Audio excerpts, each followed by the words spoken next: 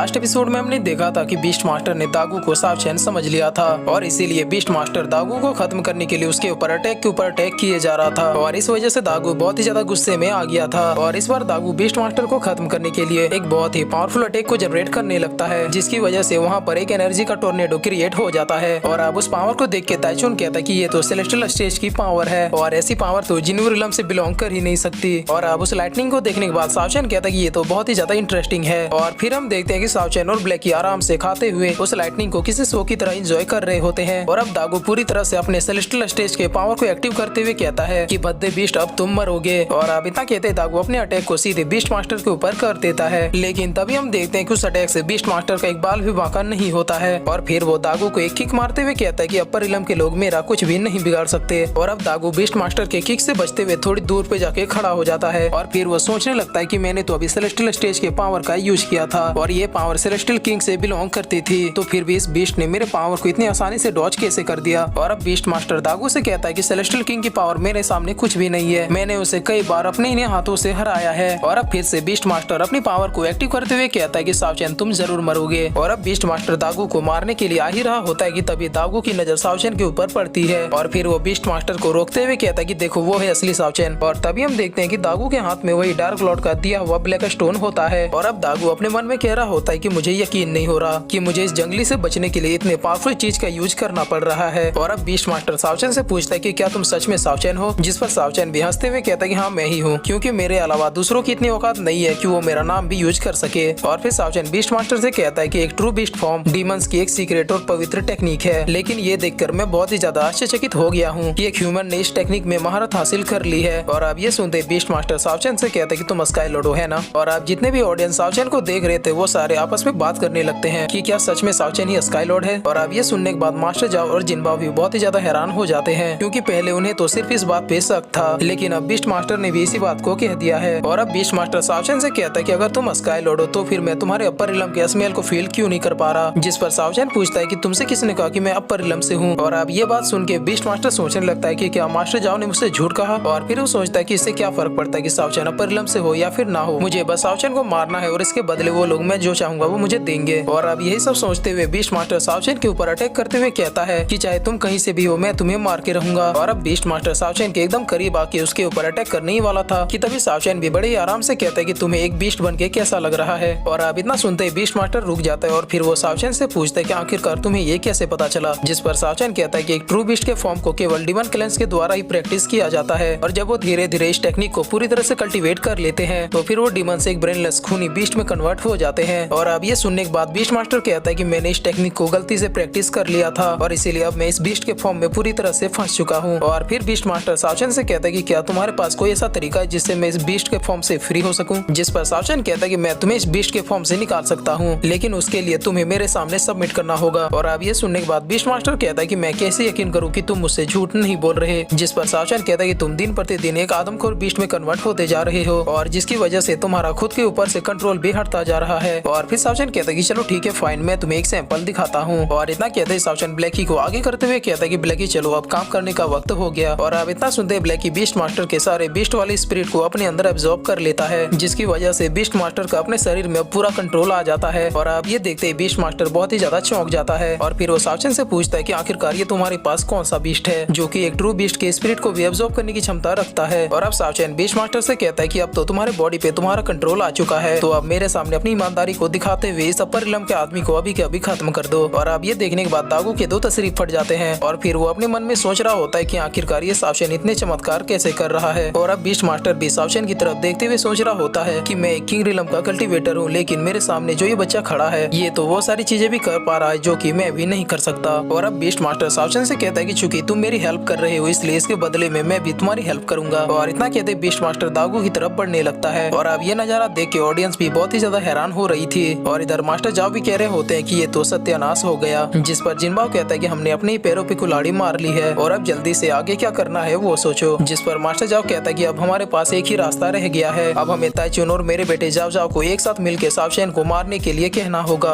और अब हम देखते हैं कि जाओ जाओ और ताइचुन को एक साथ मिलकर सावचैन को मारने का ऑर्डर मिल चुका होता है। और अब लिंगफेंग ताइचुन से पूछता है कि तुम मुझसे लड़ने वाले हो या फिर नहीं, जिस पर ताइचुन कहता है कि बच्चे तुम्हारी किस्मत अच्छी है क्योंकि मुझे अब दूसरे मिशन को कंप्लीट करने जाना है। और अब इतना कहते ताइचुन वहाँ से गायब हो जाता है, जिसे देखकर लिंगफेंग कहता है कि आखिरकार ये गायब हुआ कहाँ। और अब हम दागू को देखते हैं जो कि अपने मन में सोच रहा होता है कि मैं इतना पावरफुल तो नहीं हूँ कि मैं शाओ चैन और इस बीस्ट को एक साथ हरा सकूं, और अब मेरे ख्याल से मुझे मास्टर का दिया हुआ ये स्टोन यूज कर ही लेना चाहिए। और अब इतना कहते दागू डार्क लॉर्ड का दिया हुआ वो स्टोन यूज करने लगता है। और अब बीस्ट मास्टर दागू के पावर्स को देख के कहता है कि आखिरकार ये लड़का कर क्या रहा है, और इस लड़के ने अचानक कौन सी ऐसी टेक्निक यूज कर ली जिसकी वजह से इस लड़के की पावर कम से कम किंग रिलम के तीसरे लेवल तक पहुंच चुकी है। और इस लड़के के हाथ में जो ब्लैक चीज है उसकी वजह से इस लड़के की पावर लगातार और भी ज्यादा बढ़ते जा रही है। और अब शाओ चैन भी उस ब्लैक स्टोन को देखते हुए कहता है कि ये चीज तो मेरे ख्याल से कोई स्काई लेवल का आइटम है। और अब ब्लैकी जैसे उस स्टोन को देखता है उसे तुरंत पता चल जाता है कि ये कोई आउटर रिलम की चीज है। और फिर ब्लैकी अपने मन में कह रहा होता है कि मुझे ऐसा क्यों लग रहा है कि मैं इस चीज से भली भांति परिचित हूँ। और अब दागू बहुत ही डरावने स्टाइल में बीस्ट मास्टर से कहता है कि तुमने अभी तक जो कुछ भी मेरे साथ किया है उसकी भरपाई करने का वक्त आ चुका है। जिस पर बीस्ट मास्टर कहता है कि जो होना है वो तो होके रहेगा। और अब इतना सुनते दागू कहता है कि तो फिर ठीक है अब मरो। और फिर इतना कहते ही वो बीस्ट मास्टर के ऊपर अटैक कर देता है। और अब बीस्ट मास्टर भी अपनी पावर से उस अटैक को रोकने की कोशिश करता है, लेकिन वो दागू के सामने नहीं टिक पाता है और फिर बहुत ही दूर जाके गिर जाता है। और अब ये देखने के बाद शाओ चैन कहता है कि ओहो इसके पास तो कुछ ज्यादा ही पावर आ चुकी है। और अब दागू शाओ चैन से कहता है कि शाओ चैन अब तुम भी मरने वाले हो। और अब इतना कहते ही दागू अपने गॉड शॉकिंग स्पेयर के थर्ड फॉर्म को यूज कर देता है। और इधर शाओ चैन भी उसके अटैक को देखते हुए हेवनली डेजर्ट फिस्ट को यूज कर देता है। और अब हमेशा की तरह उन दोनों के अटैक के टकराने की वजह से वहाँ पर एक बहुत ही बड़ा धमाका हो जाता है, जिसे देखकर बीस्ट मास्टर कहता है कि ये दोनों तो सच में बहुत ही ज्यादा स्ट्रेंज है। और अब शाओ चैन दागू से कहता है कि चाहे तुमने कोई भी ट्रिक का यूज किया हो, लेकिन सच में तुम्हारी पावर कुछ ज्यादा ही हाई लेवल तक पहुंच चुकी है। जिस पर दागू कहता है कि मेरी पावर लिमिटलेस है और आप चाहे तुम मेरे सामने कोई भी स्किल का यूज क्यों ना कर लो, लेकिन अब तुम्हारा भाग्य यही है कि तुम अब मेरे हाथों मरो। और अब ये कह के दागू सीधे शाओ चैन के ऊपर अटैक करने के लिए बढ़ जाता है, लेकिन तभी दागू के अटैक के सामने बीस्ट मास्टर आ जाता है। और अब इस अटैक के लगने के कारण बीस्ट मास्टर बहुत ही ज्यादा घायल हो जाता है। और अब दागू शाओ चैन से कहता है कि तुम भी बिल्कुल इसी तरह मरोगे। और इतना कहते ही दागू अपने गॉड शॉकिंग स्पेयर के फाइनल मूव को जनरेट करने लगता है, जिसका नाम स्ले द गॉड होता है। और अब इस अटैक से खुद को बचाने के लिए शाओ चैन हेवनली डेजर्ट फिस्ट के दूसरे मूव का यूज करता है, और इसके साथ ही वो अपने एंशिएंट वेलर को भी एक्टिव कर लेता है। और अब उन दोनों के अटैक की टकराने की वजह से वहाँ पर इतनी बड़ी एनर्जी जनरेट होती है जिसको यहाँ तक की ऑडियंस भी फील कर पा रहे थे। और अब जियांग चुन शाओ चैन के पावर को देख के कहता है कि कुछ भी हो जाए जीतेंगे तो बॉस ही। और अब जिनबाओ मास्टर जाओ से पूछता है कि क्या ये जाओ सेन सच में तुम्हारा डिसाइपल है, जिस पर मास्टर जाओ कहता है कि आखिरकार तुम्हारे कहने का मतलब क्या है। और अब हम देखते हैं कि शाओ चैन फिर से अपने गबरू जवान मर्द वाले गेटअप में आ जाता है। और अब दागू शाओ चैन से कहता है कि चलो देखते हैं कि आखिरकार तुम मेरे सामने कितनी देर तक टिक पाओगे। और अब इतना कहते ही दागू अपने सारे अटैक को शाओ चैन के ऊपर बरसाना शुरू कर देता है। और अब उन अटैक से बचते हुए शाओ चैन भी अपने मन में सोच रहा होता है कि मेरे ख्याल से मुझे अब हेवनली डेजर्ट फिस्ट के थर्ड मूव को भी एक्टिव कर लेना चाहिए। लेकिन फिर शाओ चैन अपने बॉडी के पावर्स को देखते हुए कहता है कि मेरे ख्याल से इतने पावर से तो मैं सिर्फ हेवनली डेजर्ट फिस्ट के थर्ड मूव के 10% पावर को यूज कर पाऊंगा। और फिर शाओ चैन कहता है कि मेरे ख्याल से मेरी बॉडी की सारी पावर ड्रेन होने से पहले मैं इस अटैक को सक्सेसफुली कर लूंगा। और अब शाओ चैन के कंडीशन को देखते हुए ब्लैकी भी समझ जाता है कि अब उसे ही कुछ करना होगा। और अब यही सब सोचते हुए ब्लैकी भी अपने रियल फॉर्म में आ जाता है। और आज पहली बार इस सीरीज में ब्लैकी शाओ चैन से बात करता है। और फिर ब्लैकी शाओ चैन से कहता है कि उसके पास जो ब्लैक स्टोन है वो एक आउटर रिलम का आइटम है, और इस स्टोन की वजह से वो लड़का इतना ज्यादा पावरफुल हो चुका है कि तुम उससे कम्पीट नहीं कर सकते। और अब इसलिए इस जियांग के लौंडे को मुझे संभालने दो। और अब ब्लैकी की वॉइस सुनने के बाद शाओ चैन कहता है कि तुम बात कर सकते हो। और अब इसी के साथ हम देखते हैं कि ब्लैकी भी अपना कहर ढाना शुरू कर देता है। और सबसे पहले ब्लैकी अपने मिस्टिक फ्लेम का यूज करता है, जिसकी वजह से दागू के चारों तरफ आग और ठंडर बरस रही होती है। और अब दागू इस चीज से अपने आप को छुड़ाने की कोशिश करने लगता है, लेकिन तभी ब्लैकी दागू के पीछे आ जाता है। और फिर दागू से कहता है कि बच्चे मेरे ख्याल से तुम्हारे पास एक बहुत ही डिलीशियस आइटम मौजूद है। और अब इतना कहते ही ब्लैकी उस स्टोन को स्वेलो करने लगता है। और अब वो स्टोन भी सीधे दागू के यहाँ से निकल के ब्लैकी के पास चला जाता है। और फिर ब्लैकी पूरी तरह से उस स्टोन को एब्जॉर्ब कर लेता है। और अब उस स्टोन के निकलते ही दागू की सारी पावर्स चली जाती है। और अब शाओ चैन दागू से कहता है कि हाँ तो तुम अभी क्या भौंक रहे थे, जिस पर दागू ब्लैकी की ओर इशारा करते हुए कहता है कि आखिरकार ये बीस्ट है कौन। जिस पर शाओ चैन कहता है कि एक बार मैं तुमसे अपना सारा हिसाब किताब अच्छे से कर लूं, उसके बाद फिर अगला नंबर इसी का है। जिस पर ब्लैकी कहता है कि वो तो मैं समय की मांग को देखते हुए गलती से बोल पड़ा। और अब शाओ चैन दागू से कहता है कि चलो ठीक है पहले तुमसे ही शुरू किया जाए। और अब इतना कहते शाओ चैन दागू को बहुत ही तबीयत से धोना शुरू कर देता है। और अब शाओ चैन के मार के कारण दागू एकदम जमीन पे जाके लेट जाता है। और अब शाओ चैन दागू से कहता है कि तुम बिल्कुल इसी तरह मार खाने लायक हो। और अब दागू शाओ चैन से कहता है कि तुम बस उस दिन का वेट करना जब जियांग फैमिली तुम्हें तुम्हारे कर्मों की सजा देने के लिए यहाँ पे आएगी। और अब दागू की इस धमकी से शाओ चैन कितना सीरियस था वो हम देख ही सकते हैं। और अब शाओ चैन की ये हरकत देखने के बाद दागू कहता है कि हाँ मैं जानता हूँ कि तुम बहुत ही ज्यादा स्ट्रॉन्ग हो, और इसके साथ ही तुम्हारे पास ये मिस्टीरियस बीस्ट भी है। और फिर दागू अपने मास्टर का दिया हुआ एक मैजिकल स्पेल पढ़ता है और फिर वहाँ से गायब होते हुए कहता है कि शाओ चैन मैं तुम्हारी इस बेइज्जती को हमेशा याद रखूंगा। और अब शाओ चैन दागू के जाने के बाद कहता है कि ठीक है मैं तुम्हारा वेट करूंगा। और अब शाओ चैन ब्लैकी से कहता है कि क्या तुम अपने बारे में कुछ सफाई पेश करना चाहोगे। और अब शाओ चैन की बात सुन के ब्लैकी लकी एक बहुत ही फनी सा एक्सप्रेशन देता है।